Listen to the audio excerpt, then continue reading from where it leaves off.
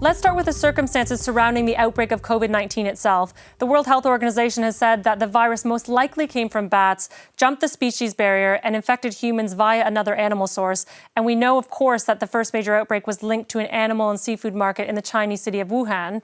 What role, if any, do you think humans played in causing this pandemic? Yeah, so, there's no consensus yet on the origins, but what you've said is the most likely scenario, from a horseshoe bat to an intermediate species such as a pangolin to people. Now, animals are not the problem here. The problem here is people and the way in which people interact with wildlife. So when we clear wild places and when we take wild animals out of the wild, out of their natural habitat, we catch them, we store them, we transport them, we put them in markets, we mix them with a whole lot of other species, both wild and domesticated. This is what causes the conditions that give rise to this spillover from a virus in an animal, perhaps to another animal, then to people. So the problem is with us and the way in which we are interacting with wildlife and wild places. And those conditions that you just described there have been talked about. Scientists and wildlife experts have been warning about the public health risks associated to some wet markets and wildlife markets previously. If they are such a risk, is there a place for them in society? And if so, how could they be made safe? Not all wildlife trade poses a threat to human health. For example, there are large volumes of trade in plants, which we're not talking about. There are many animals that don't pose a threat to public health. Many fish species, coral species, etc. What we're really talking about here is terrestrial mammals and also possibly some birds as well as amphibians and reptiles. So there's a subset of animals. And if you want to go even deeper, it seems to be the bats, it seems to be the rodents and the primates that are of highest concern. So what we need to do is get some definitions around this. It's not all wet markets. Wet markets can be safe and well regulated. There are seafood markets, there are markets that sell vegetables, etc. It is these markets that introduce wildlife and the sort of wildlife that poses a threat to human health. And when you put them in a market and mix them all in together, that is a recipe for disaster in terms of the outbreak of new viruses. So we just need to get some definitions around this to make sure that we're focusing our attention on issues of high risk. And I want to turn now to the impact of the COVID-19 crisis on local conservation efforts. Has the effect of this pandemic mostly been negative because, for example, a fall in international ecotourism and economic activity means less funds for wildlife agencies and conservancies? Or has this unprecedented pause in human activity actually benefited some environments and wildlife? Well, if you like, it's a little bit of both. I think that impact has been far more negative than positive. The business model for conservation in the African continent is built very much around wildlife-based tourism. And that wildlife-based tourism generates huge amount of jobs, a lot of enterprise. It underpins the employment of rangers and parks agencies across the continent. So with the wildlife-based tourism basically crashing, it will come back, but it's crashed for now. You've lost the major source of revenue for wildlife conservation on the continent. And that's really devastating. Devastating for parks agencies, for tourism operators, for those who are catering for these parks, for those who have got enterprise around these parks. So it's a devastating blow for them. Yes, there have been some positives in a sense. With less people around, less interaction, you've seen certain animals come back and appear. But against that, we're really concerned about a surge in poaching, because as people lose their jobs, they lose their livelihoods, they're looking for sources of income, they're looking for protein. We are fearing that there could be a big uplift in poaching. So overall, this has been very negative for conservation, very negative for all of those who have invested so much time, effort and money into the conservation agenda, in particular through wildlife tourism. I was just going to ask you about poaching. Is there anything that can be done to sort of deter these people who, as you say, are turning to poaching because they've lost their livelihood elsewhere? Are there any measures that you're aware of that are being taken to try and counteract that? So measures are being taken. There are certain funds being made available to help local communities, help parks agencies and others through this period, this very rough period of the next year or two. But what we really need to do is we need to scale up our investment in conservation at this time, not scale back. So we need to assist countries, their parks agencies, the non-government sector that's here, but in particular the local communities who've lost their jobs, because we need to maintain this asset base, this wonderful wildlife asset base that's going to deliver so much wealth and opportunity. For example, on the African continent, we can't have a period of a few years when we lose it because of this dip. And if you think about the benefits of wildlife conservation, from a public health perspective, it helps avert the next wildlife pandemic. In terms of biodiversity and protecting biodiversity, everything can be used for climate change, to mitigate climate change, all the local jobs it creates, and the security it provides in regions where you can have decent local jobs in rural areas. So the benefits are massive from a development point of view, a climate change point of view, from a point of view of security. So we really need to tap into some of those budgets, because the benefit of good wildlife conservation is in many different ways, and we need to tap into these various different budgets. And in terms of that, the wider international picture, you're a part of efforts to establish a global agreement on the definition of wildlife crime and also to embed wildlife crime in the international justice system. Can you just talk through exactly what measures you want to see put in place? Yeah, this COVID-19 pandemic has reminded us in a devastating way of the interconnected nature of everything between animal health, human health, the economy. And it's also highlighted some real deficiencies in our international law framework. We have international laws that regulate wildlife trade, but they only regulate it to see whether or not that trade is going to threaten the survival of that species. These wildlife trade laws are not taking account of public health or animal health risk associated with that. So that needs to change. That might have been okay pre-COVID-19, post-COVID-19. We cannot have a wildlife trade regime that only looks at overexploitation, only looks at the effect of that species in the wild. We need a One Health approach to wildlife trade, bring together the conservation, the animal health and the human health. What it's also shown us is we have a great big deficiency in how we deal with wildlife crime. Now, wildlife crime looked at generally is worth anything up to $200 billion a year, and it's having a devastating impact on local communities, national economies, and we now know ecosystems as well as public health. We don't have at a global level a wildlife crime agreement in place. We've been relying upon a trade convention for a long time to lead the charge here. That's not adequate.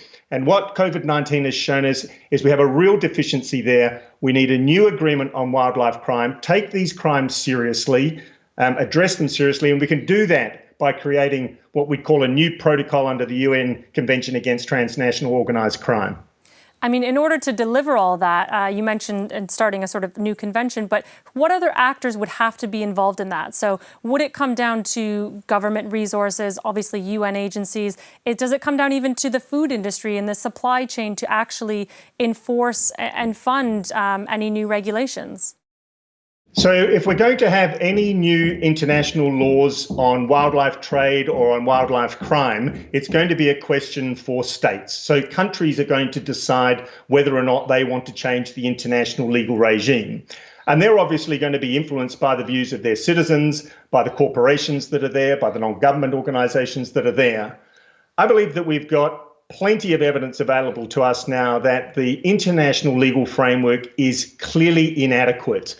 And it'll rest with states, countries, to decide whether or not they are prepared now to make some changes. And I believe that we will see a positive response here because the consequences of this pandemic have been so devastating. We need to take all the measures we possibly can to prevent this ever happening again.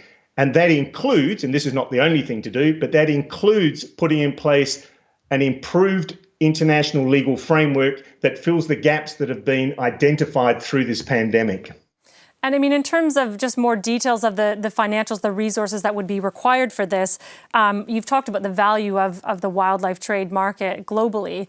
Clearly, there's an incentive for poachers and illegal traders.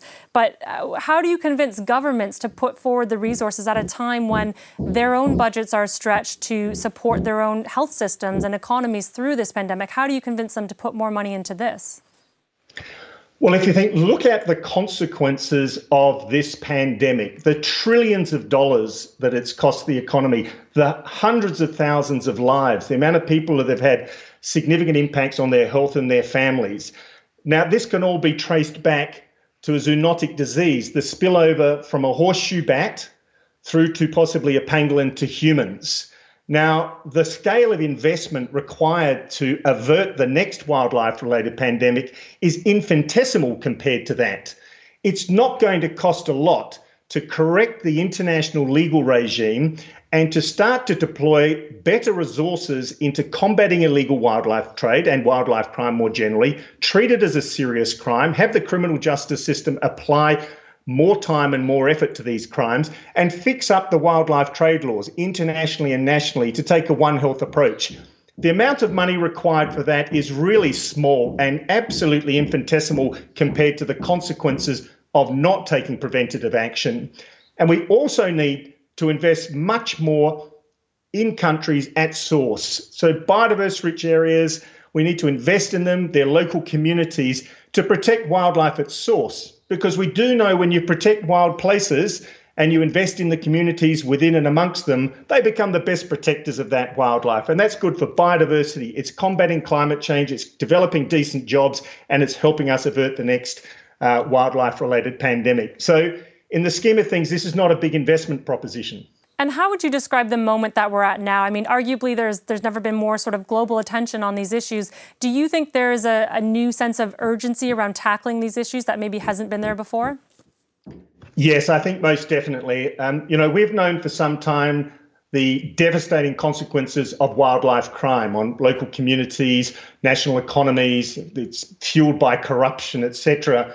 But this COVID-19 pandemic has really raised the attention of the global community to these deficiencies and recognised the public health risk associated with poorly regulated, unregulated and illegal trade in wildlife and unmitigated destruction of wild places. So I think it really has lifted the attention of governments, the attention of citizens, the attention of corporations to say we need a much better system for how we are regulating trade, dealing with wildlife crime and protecting wild places. And I think we could see some quite significant changes through this if we all apply ourselves and move in the direction that I've suggested. And I want to turn to the prospects for meaningful change out of this pandemic. China recently introduced a temporary ban on wildlife trade and consumption, excluding for medicinal purposes. Is this just an incremental change in your view? And how crucial is China to any new international agreement tackling illegal wildlife trade and also to maybe changing habits and conditions around wet markets or wildlife markets going forward? So the conditions that can cause the next wildlife-related pandemic are not just within China. You can find them in multiple places, multiple countries.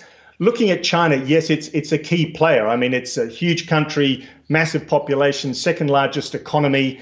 It's a big player in wildlife trade. It has been involved in wildlife trade for a very, very long time. So it's going to be a very important player. And we've seen that it has stepped up here to strengthen its controls over combating illegal trade, over wet markets and wet markets with wildlife, with respect to certain species, including the pangolin, giving them greater protection. So we are seeing a shift in China with respect to how it is strengthening its laws and strengthening actions in relation to or in response to this COVID-19 pandemic. What is important, though, is that we put that in an international context, because if China's the only one doing it and neighbouring countries and countries across other continents are not doing the same, we're still at risk from these wildlife-related pandemics. So we need to put it under an international framework. That's why I've suggested changes to wildlife trade laws and wildlife crime laws, so we can put this under a framework where decisions taken by China or any other country can be addressed in an open, transparent context based on the best science, and we can revisit these decisions in 5 years, 10 years, 20 years, 30 years, because measures were taken after SARS, but we have very short memories as people, and some of the measures that were taken started to get relaxed over time. We need to institutionalise our response here and embed it in the international framework so that we've got a collective effort and we're all pulling in the same direction to avert the next pandemic. And on that last point, I mean, humans can be short-sighted, as you say. The world is only growing ever more connected through travel and work, and indeed humans encroaching on animal habitats. Do you think that this pandemic, this once-in-a-century pandemic, will have caused enough, I guess, human suffering and human pain to actually make people change in the long term in terms of our relationship with the natural world? Yeah, look, it's been devastating for so many people in so many ways. But can we learn from this experience as we move forward? What is absolutely apparent from this pandemic is we must change our relationship with nature. We cannot continue on the course we have in terms of the destruction of wild places, the way in which we're regulating wildlife trade, the way in which we are dealing with wildlife crime, and the way we're investing in local communities to protect biodiverse rich places. I do think this has been a serious wake-up call for the entire planet because we're all affected by this, and we can see that we cannot stay on the path we are. I would hope there's enough momentum and enough appreciation now of the importance of changing our interrelationship with nature. We know what we need to do in terms of laws, investments, programs, and how we interact with nature. If we can go on and do that, not only will we be helping prevent the next wildlife-related pandemic, we'll be saving biodiversity, we'll be combating climate change, we'll be generating decent local jobs in rural communities and delivering on the Sustainable Development Goals and assisting with security in these places as well. So there are multiple benefits to be gained from changing the way in which we're interrelating with nature, be it through trade, be it through how we combat illegal wildlife trade, or be it how we protect biodiverse rich places. John Scanlon, thank you very much. Thank you.